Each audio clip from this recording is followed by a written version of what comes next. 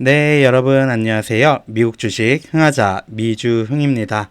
영상 녹화 시점 기준 2월 4일 오후 9시 45분 지나가고 있습니다. 오늘 가져온 소식은 야후 파이낸스에 기재된 뉴스케일 파워 관련한 소식을 가져와 봤습니다.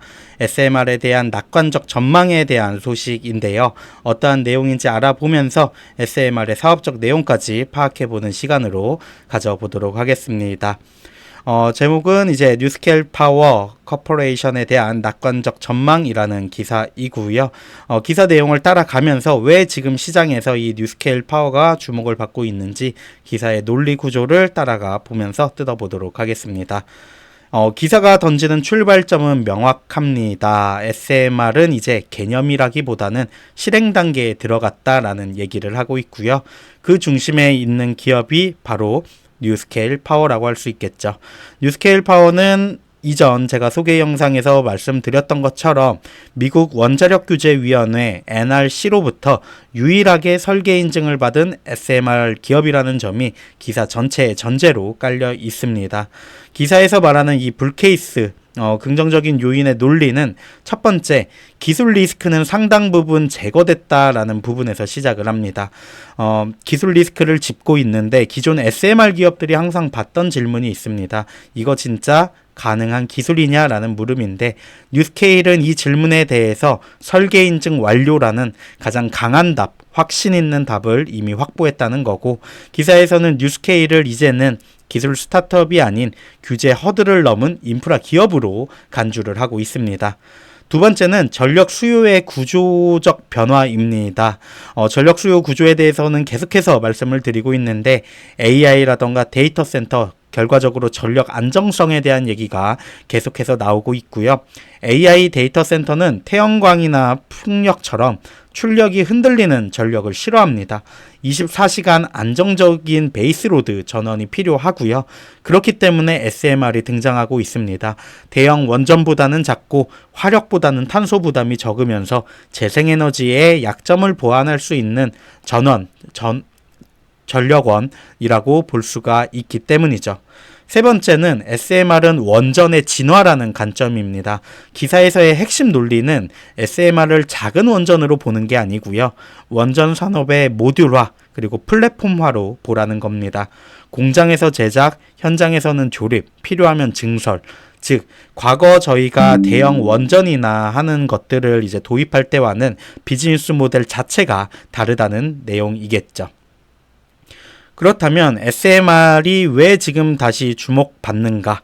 왜 지금이냐라는 부분에 대해서 기사에서는 얘기를 하는 게, 첫 번째는 에너지 안보 같은 부분입니다.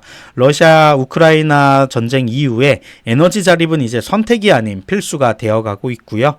두 번째는 AI 전력 폭증 부분입니다. 데이터 센터의 증설 속도가 기존 전력망을 압도하고 있다는 사실 많은 분들이 알고 계실 것 같습니다. 세 번째는 정책 스탠스의 변화입니다.